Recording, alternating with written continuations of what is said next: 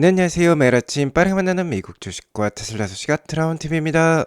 테슬라의 FSD가 언슈퍼바이즈드로 나아가는 가운데 현재 모빌리티 시장을 보면 피처폰에서 스마트폰으로 넘어가는 것처럼 그러한 상황을 테슬라가 주도를 하고 있습니다. 이러한 상황 속에서 테슬라의 경쟁자는 보이지가 않아요. 왠지 내년부터 독점 체제를 갖춰갈 것 같은데 이 점 오늘 알려드리도록 하겠습니다. 자, 그리고 기대했던 미국 증시의 3일 연속 반등장 나왔어요. 자, 이제는 어느 정도 산타 랠리를 기대해 볼 수도 있을 것 같은데 이 점도 오늘 알려드리도록 하겠습니다. 오늘도 이 사이트 가득한 소식들이 많으니까 시청하시기 앞서 구독과 좋아요 알람 설정 꼭 눌러주세요. 미국장 현황부터 간략히 살펴보고 가도록 할까요? 미국장 급반등하는 모습이 지속 나오고 있습니다. 나스닥 지수만 보면 장 초반에는 좋지 않았어요. 자, 하지만 장 막판으로 갈수록 말아올리면서 아직도 매수세가 강하다라는 것을 보여주고 있습니다. 자, 이러면서 기대했던 23,000선을 넘어섰는데요. 상대적으로 오늘 다우 지수가 더 좋긴 했어요. 1.43% 상승했습니다. 자, 어제 월요일 장에서는 나스닥이 2.69%나 오르면서 다우 지수보다 훨씬 좋았는데요. 자, 금일은 반대로 다우 지수가 좋았습니다. 서로 주거니 받거니 하면서 잘 올라가는 모습이 좋다라고 생각해 볼 수 있겠죠. 어쨌든 10년물 국채 금리는 지속 하향을 하고 있어요. 4%대까지 다시 한번 떨어졌고 유가는 어느덧 50불대 중반선까지도 내려오고 있습니다. 금리나 유가나 미국의 기술주들이 충분히 더 상승할 수 있다는 것을 보여주고 있어요. 자, 특히 오늘은 주식 투자자들에게 있어서 좋은 소식이 나왔습니다. 어제는 크리스토퍼 월런 연준이사가 12월달 금리 인하에 찬성한다라고 의견을 내놓았는데요. 오늘은 이에 더불어서 블룸버그에서 희소식이 하나 나왔습니다. 미국 경제를 좌지우지하고 있는 사람이 트럼프의 최측근 경제 자문관 중에 하나인 바로 케빈 해시시라고 볼 수 있겠는데요.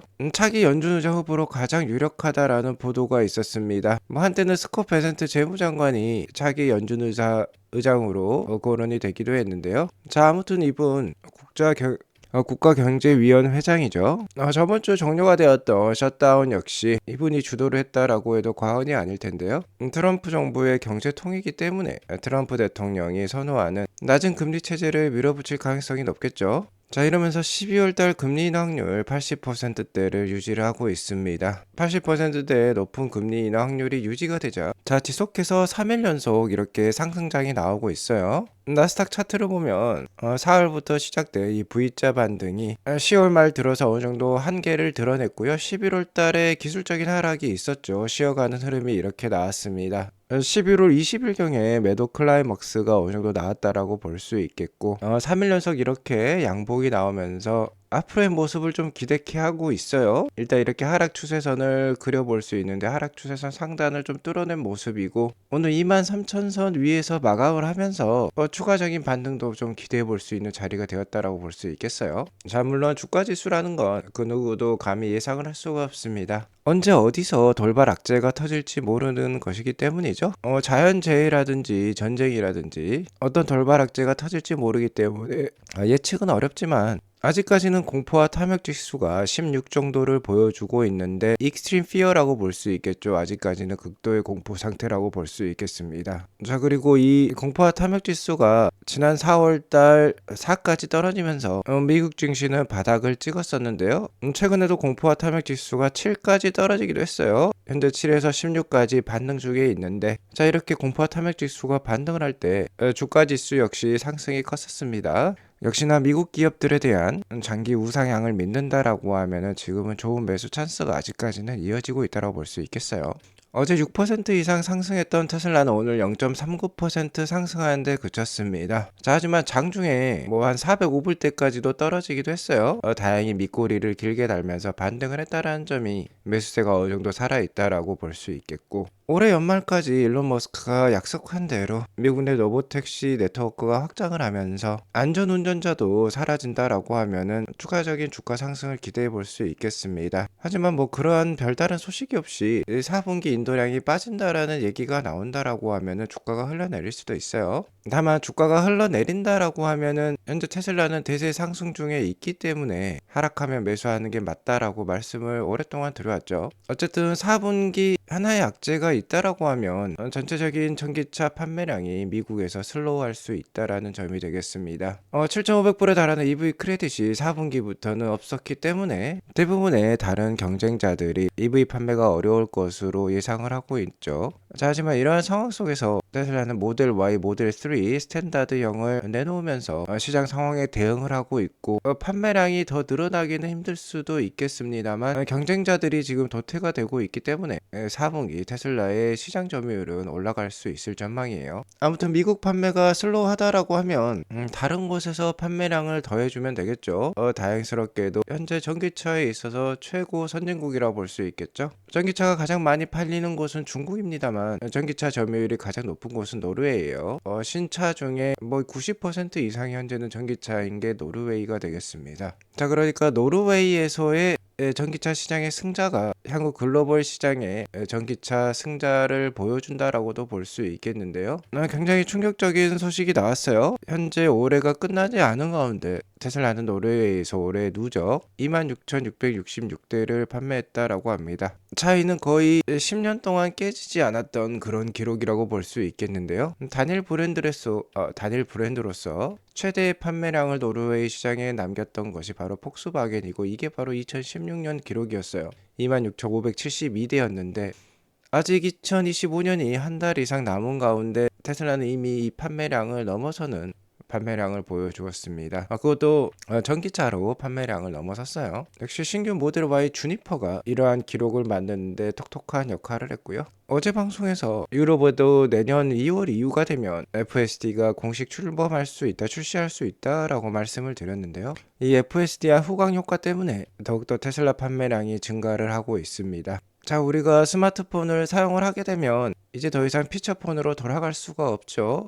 FSD도 마찬가지입니다. 운전 노동에서 해방이 될 수 있다라고 하면 아무리 비싸고 못생긴 차량이라고 해도 사람들은 선호할 수밖에 없어요. 현재 테슬라의 FSD는 여기 보이시는 8개 국가에 이미 출시를 했는데요. 아직 출시도 하지 않은 노르웨이에서 압도적인 경쟁력을 보여주고 있는데 이미 FSD를 출시한 국가에서는 테슬라의 인기가 더욱더 올라갈 수밖에 없겠습니다. 자, 그도 그럴 것이 FSD가 되는 순간 오히려 중고차 가격이 올라갈 수 있어요. 상대적으로 경쟁 업체들의 중고차 가격은 큰 폭으로 하락할 수도 있는 것입니다. 현재 중국 시장에서도 FSD가 보급이 되고 있는데 중국 역시 유럽의 안전 기준을 따르고 있어요. 아직 완전 승인을 받은 것이지 않기 때문에 FSD 최신 버전인 14가 깔리지는 않고 있습니다. 자, 하지만 일론 머스크가 내년 2월부터 중국 내 FSD가 완전히 승인이 되면서 최신 버전의 FSD가 OTA로 그때그때 잘 업그레이드 될 것이다 라고 얘기를 해주고 있어요. 자, 이러한 효과음 효과 때문인지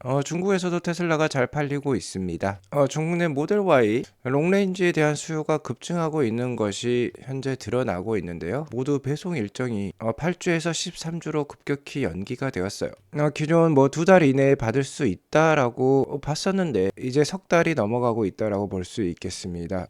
그만큼 중국에서도 판매량이 많고요. 글로벌적으로도 수출이 많이 되고 있기 때문에 절찬리에 판매가 되고 있다라는 게 보여지고 있어요. 자, 그리고 중국 다음으로 큰 시장이 미국이라고 볼 수 있겠는데 여전히 미국에서도 테슬라는 경쟁력이 있죠. 바로 모델 Y 스탠다드가 있기 때문입니다. 테슬라는 올해 내내 저가형 차량을 출시하겠다라고 했지만 이게 신규 플랫폼이라고 얘기한 적 없었어요. 신규 플랫폼이었다라고 하면 모델 Q나 2가 되었어야 했는데 모델 Y의 변형이 나왔어. 즉 모델 Q랑 2는 없다고 보는 게 맞는 것 같습니다. 자, 이제 모델 Y 스탠다드가 미국 시장에 출고가 되고 있어요.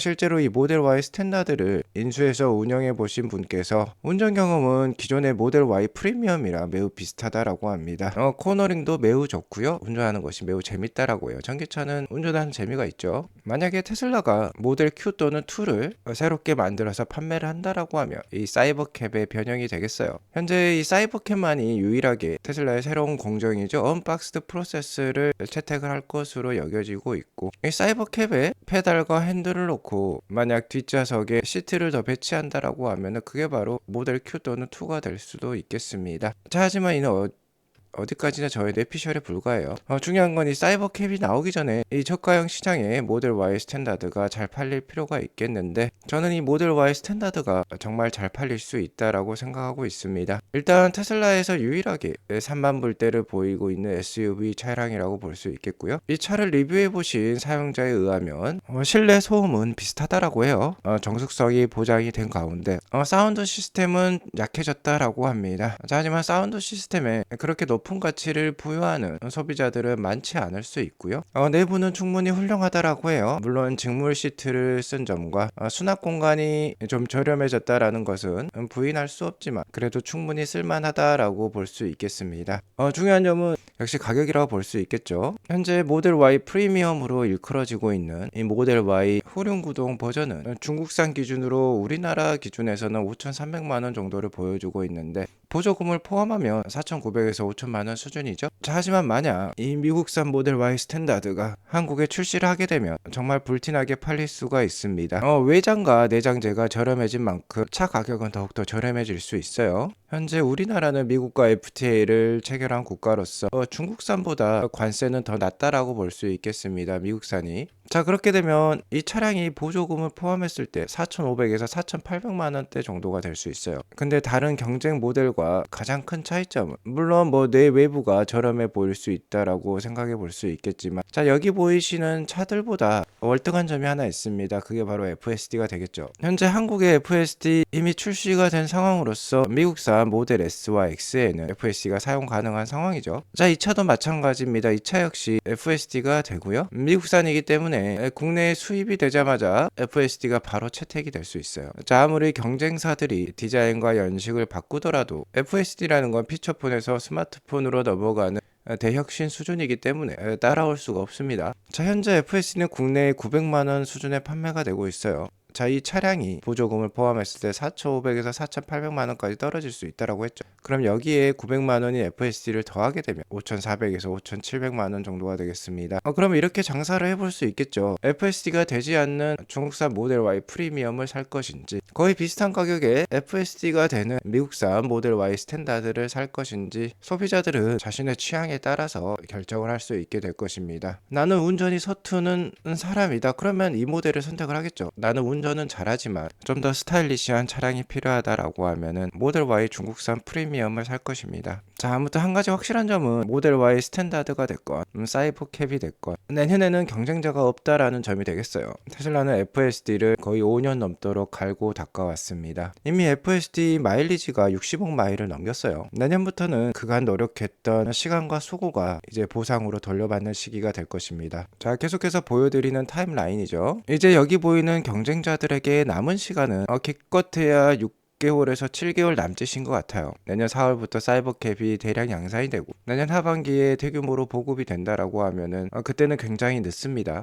피처폰에서 스마트폰으로 바뀌는 대혁신 속에 애플을 투자하지 못하셨다라고 하면은 이제 테슬라에 투자할 수밖에 없겠죠. 자, 그리고 우리에게 테슬라 주식을 싸게 살 수 있는 그런 박앤셀 기간이 이제 6, 7개월밖에 남지 않았다라는 뜻일 수도 있겠어요. 오늘 이것으로 방송을 마치겠고요. 제가 현재 목이 좋지 않습니다. 코맹맹이 소리 나오는 점 이해해 주시기 바라겠어요. 오늘 방송이 도움이 되었으면 구독과 좋아요 알람 설정 꼭 눌러주시기 바라겠습니다. 행복한 하루 보내시기 바라겠습니다. 감사합니다.